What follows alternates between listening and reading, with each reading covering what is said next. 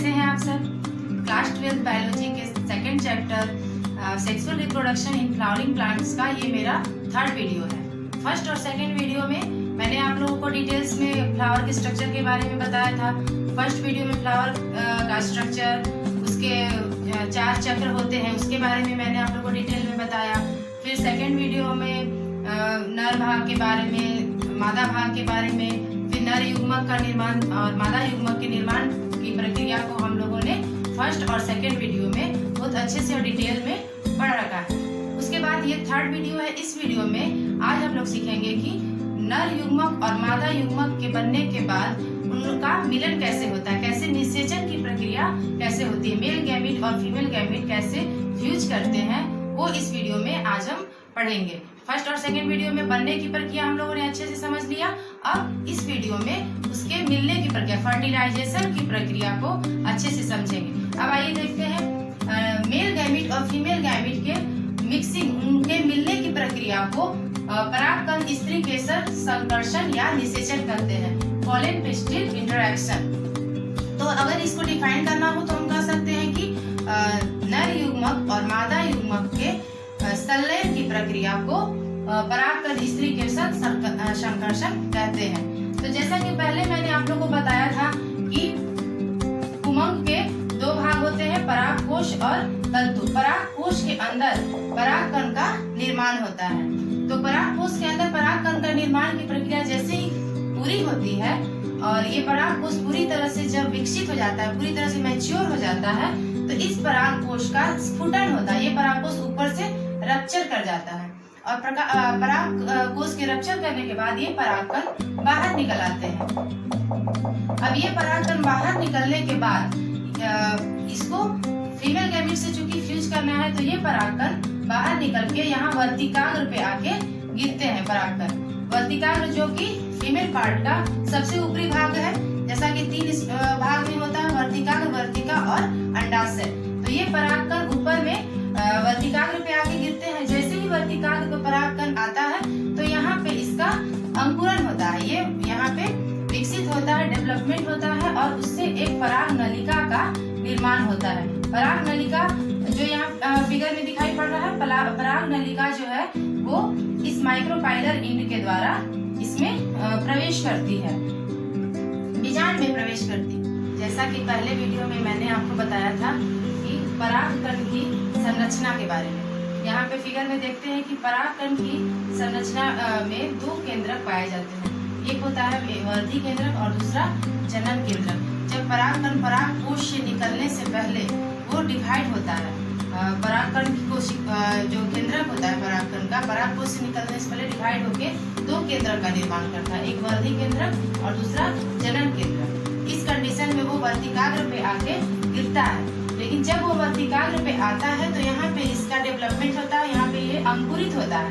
उस स्थिति में ये जनन केंद्रक फिर से डिवाइड होता है, और फिर 2 नर युग्मक का निर्माण करता है। इस तरह से एक परागकण के अंदर 2 नर युग्मक होते हैं। ये इस चीज को याद रखना है, ये बहुत इंपॉर्टेंट है। 2 नर युग्मक इस परागकण के अंदर है जो वर्तिकाग्र पे आके गिरा है। अब ये जो पराग नलिका जो बन रही है, जिसके द्वारा ये एम्ब्रियो सेक के अंदर इंटर करता है, तो इसके अंदर, इस पराग नलिका के अंदर 2 नर युग्मक है। ये 2 नर युग्मक एम्ब्रियो सेक के अंदर प्रवेश करते हैं। इस तरह से 2 नर युग्मक एक एक करके संलयित होते हैं। पहला नर युग्मक इस द्वितीय केंद्रक के साथ फ्यूज करता है और दूसरा नर युग्मक अंड कोशिका के साथ फ्यूज करता है। जैसा कि स्ट्रक्चर में आप देख रहे हैं, ये द्वितीय केंद्रक है, ये अंड कोशिका है बीच में और दोनों तरफ सहायक कोशिकाएं हैं और ऊपर में भी एंटीपोडल सेल्स ऊपर में पाए जाते हैं। तो इस तरह से एक केंद्रक जो द्वितीय केंद्रक के साथ फ्यूज करता है, द्वितीय केंद्रक के साथ जो संलयित होता है और संलयन करके वो प्राथमिक भ्रूणकोश केंद्रक बनाता है, जिसे प्राइमरी एंडोस्पर्म न्यूक्लियस भी कहते हैं। और दूसरा नर युग्मक जो एक अंड कोशिका या एक सेल के साथ फ्यूज करता है, उसे द्वितीय युग्मनज कहते हैं। अब इसके प्लोइडी की बात आती है कि ये हेप्लोइड होता है या डिप्लोइड होता है। तो आइए इसमें देखते हैं कि इसमें 3 न्यूक्लियस है। पहले से द्वितीय केंद्र के पास 2 न्यूक्लियस था और एक नर युग्मक का न्यूक्लियस, मीन्स यहाँ पे 3 न्यूक्लियस आपस में संलयित हो रहे हैं, तो इस तरह से इसकी प्लोइडी 3n हो जाती है, यानी कि ये ट्रिप्लोइड हो जाएगा। ये बहुत इंपॉर्टेंट है, इससे क्वेश्चन आते हैं कि प्राइमरी भ्रूण कोश केंद्रक या प्राइमरी इंडोस्पर्म न्यूक्लियस, इसको शॉर्ट में PEN भी कहते हैं, इसकी प्लोइडी क्या होती है, इसकी प्लोइडी 3n होती है। अब दूसरा इसकी प्लोइडी के बारे में देखते हैं, तो अंड कोशिका के पास एक केंद्रक होता है और एक नर युग्मक के पास, इस तरह से यहाँ पे 2 न्यूक्लियस फ्यूज करते हैं, तो इसकी प्लोइडी 2n हो गई। कहने का मतलब है कि ये डिप्लॉयड होगा। इस तरह से इसकी प्लोइडी क्लियर हो गई और यहाँ पे दोनों का फ्यूजन हो गया, 2 नर युग्मक जो थे वो दोनों का यहाँ पे फ्यूजन हो गया। अब एक और इम्पोर्टेंट टॉपिक टर्म आता है दोहरा निषेचन, त्रिसमेकन और समयुग्मकी। इन तीनों के बारे में हम समझ लेते हैं कि ये क्या क्या होता है। पहला टर्म है दोहरा निषेचन। अब दोहरा निषेचन क्या होता है कि चूंकि नर युग्मक 2 नर युग्मक हैं और दोनों नर युग्मक एक ही समय में एक यहाँ पे संलयित हो रहे हैं, निषेचित हो रहे हैं। एक नर युग्मक इस द्वितीय केंद्र के साथ फ्यूज कर रहा है और दूसरा नर युग्मक इस अंड कोशिका के साथ फ्यूज कर रहा है। इस तरह से एक बार में 2 बार निषेचन हो रहा है एक ही समय में, इसलिए इस प्रक्रिया को दोहरा निषेचन कहते हैं। अब दूसरा टर्म आता है त्रिसमेकन, ट्रिपल फर्टिलाइजेशन। अब यहाँ पे हम देखते हैं कि यहाँ 3 न्यूक्लियस है, 2 द्वितीय केंद्र का न्यूक्लियस है और एक नर युग्मक का न्यूक्लियस है, और ये तीनों आपस में फ्यूज करते हैं, संलयित होते हैं, इसलिए इस प्रक्रिया को त्रिसमेकन कहते हैं, ट्रिपल फर्टिलाइजेशन। अब अगला टर्म है समयुग्मकी। अब समयुग्मकी जो है, यहाँ जो एक और जो नर युग्मक है वो इस एक कोशिका के साथ फ्यूज करता है और द्वितीय युग्मनज बनाता है, जो आगे चलकर भ्रूण का निर्माण करता है, इसलिए इस प्रक्रिया को समयुग्मकी या सिनगैमी कहते हैं। इस तरह से ये तीनों टर्म क्लियर हो गया। ये तीनों टर्म बहुत इंपॉर्टेंट है, इससे बहुत सारे क्वेश्चंस पूछे जाते हैं सारे एग्जाम्स में, इसलिए इन तीनों टर्म को अच्छे से क्लियर कर लेना है कि दोहरा निषेचन किसे कहते हैं, त्रिसमेकन किसे कहते हैं और समयुग्मकी किसे कहते हैं। अब एक चीज और बच जाता है कि ये प्राथमिक भ्रूण कोश केंद्रक जो है वो आगे चलकर क्या बनाएगा। तो ये प्राथमिक भ्रूण कोश केंद्रक जो है वो डेवलप होके फल का एम्ब्रियो, फल का इंडोस्पर्म बनाता है, और दूसरा है ये द्वितीय युग्मनज जो बना वो आगे चलकर फल का वो भ्रूण बनाएगा और वो बीज के रूप में डेवलप होता है। तो इस तरह से ये फल के पार्ट्स को बनाते हैं, और ये जो एम्ब्रियो इंडोस्पर्म जो है वो आइए देखते हैं। एक टर्म आता है परागन। परागन किसे कहते हैं? परागन परागकण का परागकोश से वर्तिकाग्र तक स्थानांतरण को परागन कहते हैं। जैसे हम पहले पढ़े कि फीमेल गैमीट मेल गैमीट दोनों का फॉर्मेशन होता है, फिर दोनों का संलयन होता है, तो उस संलयन में मेल गैमीट जो है, परागकण जो है वो परागकोश से निकलकर फीमेल गैमीट तक जो पहुंचता है, तो सबसे पहले वो वर्तिकाग्र पे गिरता है, तो उससे पहुंचने की प्रक्रिया को ही हम परागन कहते हैं। इसको अच्छे से क्लियर कर लीजिए कि परागकण का परागकोश से निकलकर वर्तिकाग्र पर स्थानांतरण को परागन कहते हैं। इसे इंग्लिश में पॉलिनेशन कहते हैं। इसका डेफिनेशन हुआ कि transfer of pollen grain from anther to the stigma.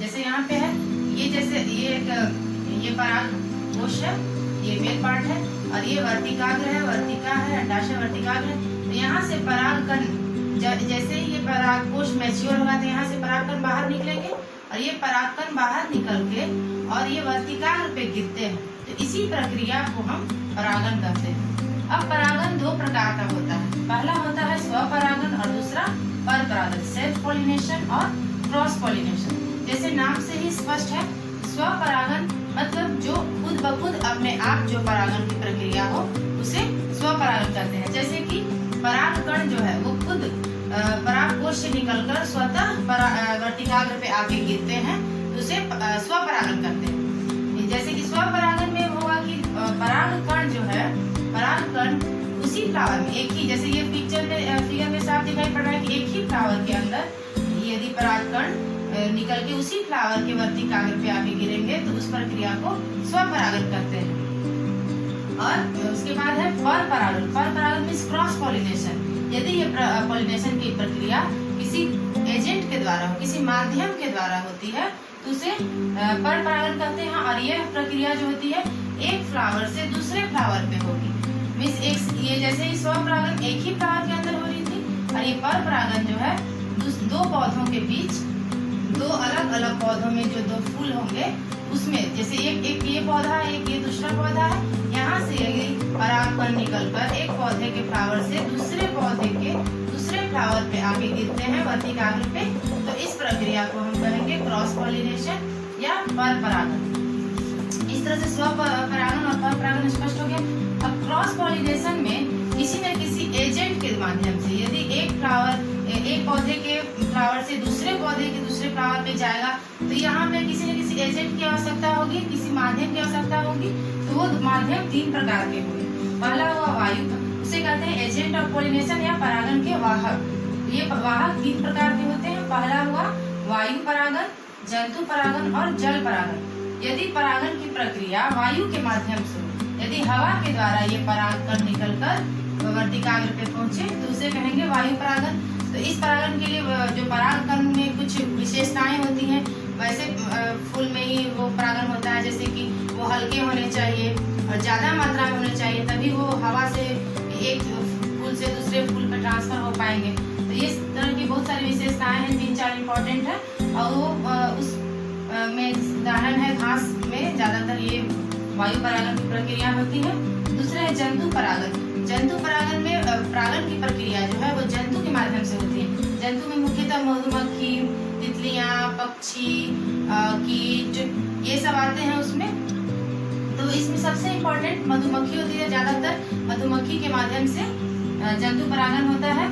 इसमें इस प्रक्रिया में क्या होता है कि कोई भी इंसेक्ट या मधुमक्खी एक फ्लावर पे आके बैठती है, तो वो परागकण उस मधुमक्खी के बॉडी में चिपक जाती है या उसके पैरों में चिपक जाती है। और वो परागकण जब वो मधुमक्खी दूसरे पौधे के दूसरे फ्लावर पे जाके बैठेगी, तो वो जाके उस फ्लावर के वर्तिकाग्र पे जाके गिर जाते हैं। तो इस तरह से परागन की प्रक्रिया हो जाती है। तो इसमें इस परागकण में भी अलग तरह की विशेषता पाई जाती है, जैसे कि वो चिपकने वाला स्टिकी होना चाहिए उसका परागकण, तभी जाके वो किसी कीट के पैर में चिपकेगा या बॉडी में चिपकेगा। इस तरह से हर जितने प्रकार के परागन होते हैं उसकी कुछ न कुछ विशेषताएं होती हैं। अगला है जल परागन। जल परागन में मुख्यतः जल के माध्यम से परागकण निकलकर और दूसरे वर्तिकाग्र पे जाके गिरते हैं। तो इस तरह का परागन मुख्यतः जलीय पौधों में होता है। इसका उदाहरण वेलिशनेरिया है। इसमें जल के अंदर परागकण बह के और दूसरे वर्तिकाग्र पे, दूसरे फ्लावर के वर्तिकाग्र पे जाके गिरते हैं। तो इस प्रक्रिया को जल परागन कहते हैं। तो इस तरह से परागन तीन प्रकार का, तीन माध्यमों से हुआ, वायु परागन, जंतु परागन और जल परागन। एक टर्म आता है कृत्रिम परागन। कृत्रिम परागन के बारे में देखते हैं कि वैसा परागन जो मानव के द्वारा कराया जाता है। मानव द्वारा परागन की प्रक्रिया को कृत्रिम परागन कहते हैं। जैसे कि हम लोगों ने देखा कि परागन तीन प्रकार से होता है, वायु परागन, जल परागन और जंतु परागन, अलग अलग माध्यमों से होता है। उसी तरह से यदि परागन की प्रक्रिया किसी मनुष्य के द्वारा कराई जाए तो उसे कहेंगे कृत्रिम परागन। जैसे कि यदि हम चाहें कि हमारी इच्छा अनुसार नया जो संतति जो आए वो हमारी इच्छा अनुसार हो, हमारी इच्छा से दो पौधों का वो संकरण कराया जाए, दो सब पौधों का हाइब्रिड हो, तो उसके लिए कृत्रिम परागन कराया जाता है। जैसा कि मेंडल ने किया था। अगले चैप्टर में हम लोग इसको डिटेल में पढ़ेंगे कि मेंडल ने मटर के पौधे में कृत्रिम परागन कराया था। उसको डिटेल में पढ़ेंगे कि वो किस तरह से वो डिफरेंट टाइप्स के कैरेक्टर्स को लिए थे। तो इस तरह से कृत्रिम परागन में अपनी इच्छा अनुसार हम पौधे का चयन करते हैं और उनका आपस में संकरण कराते हैं, और जिससे कि हमारी जो नया संतान जो उत्पन्न होती है वो दोनों पौधों का मिक्सिंग होती है। जैसे कि यहाँ देखते हैं कि ये लंबे पौधे का फ्लावर है और ये बौने पौधे का फ्लावर है। और यदि हम चाहते हैं कि ये लंबे पौधे और बौने पौधों के को मिलाकर दोनों का गुण जो हो, वो नया पौधा जो संतान जो उत्पन्न हो वो इन दोनों का मिक्सिंग हो, जो नया पौधा जो जन्म लेगा वो इन दोनों का मिक्सिंग हो, तो उसके लिए हम कृत्रिम परागन कराएंगे। तो इसमें दो स्टेप आता है। पहला है विपुंसन और दूसरा थैलीकरण। तो विपुंसन की प्रक्रिया में क्या होती है, इमैस्कुलेशन जिसे कहते हैं, कि यदि विपुंसन में जैसे ये फ्लावर है तो इसके जितने भी स्टैमेंस हैं ऊपर, एंथर को हम काट के कैंची से हटा देते हैं। तो इस तरह से हटा देते हैं। तो इससे क्या होता है कि इसी फ्लावर के अंदर पॉलिनेशन की प्रक्रिया नहीं हो पाएगी। यहाँ का परागकण इसी पौधे का फ्लावर का परागकण इस वर्तिकाग्र पे नहीं आ पाएगा, जिस कारण कि आपस में इनका निषेचन नहीं होगा। और इसको काट के हटा देंगे। अब यहाँ से परागकण को पॉलिन ग्रेन को लेके हम यहाँ पे इसको ट्रांसफर कर देंगे इस वर्तिकाग्र पे लाके, जिससे कि बड़े पौधे और लंबे पौधे का मिक्सचर यहाँ पे तैयार हो जाएगा। तो इस प्रक्रिया में हम इसको काट के एंथर को काट के हटा देते हैं, तो उस प्रक्रिया को कहते हैं विपुंसन। और दूसरी प्रक्रिया है थैलीकरण। थैलीकरण में क्या किया जाता है कि इस वर्तिकाग्र को या फिर बैगिंग, वर्तिकाग्र को किसी बैग से या प्लास्टिक से कवर से पैकेट से इसको ढक दिया जाता है, जिसके कारण क्या होता है कि अनावश्यक रूप से किसी दूसरे पौधे का या इसी पौधे का परागकण इस वर्तिकाग्र पे आके नहीं गिरता, जिससे कि आपस में इनका निषेचन नहीं होता, या जिस पौधे का हम नहीं चाहते हैं कि किसी दूसरे पौधे का आके इस पे निषेचन हो, इसको हम थैली से ढक देते हैं। और यदि अगर कोई परागकण इस पे गिरता भी है तो चूंकि ये थैली से कवर किया हुआ है तो यहाँ पे निषेचन नहीं होता है। और हम अपनी इच्छा अनुसार पौधे का चयन करते हैं फ्लावर का। जैसे यहाँ हमने चयन किया है कि बौने पौधे का पुष्प होना चाहिए, तो यहाँ से हम एंथर को लेंगे, यहाँ से परागकण को लेकर और इस वर्तिकाग्र उसके बैग को हटाएंगे और वर्तिकाग्र के ऊपर यहाँ पे ट्रांसफर कर देंगे। इस तरह से यहाँ पे ट्रांसफर कर देंगे और यहाँ पे इसका अंकुरन होगा और पराग नलिका के द्वारा हमारी इच्छा अनुसार जो भी परागकण यहाँ पे आए हैं वो पराग नलिका बनाएंगे और पराग नलिका बनाकर यहाँ पे इसका निषेचन की प्रक्रिया, यहाँ पे मेल गैमीट आएगा और फीमेल गैमीट दोनों का यहाँ पे मिक्सिंग होगा और निषेचन की प्रक्रिया यहाँ कंप्लीट होगी। तो इस तरह से हमारी इच्छा अनुसार हम जो दो तरह के पौधे का चयन करते हैं और उसका आपस में निषेचन करा देते हैं, उस प्रक्रिया को कहते हैं कृत्रिम परागन।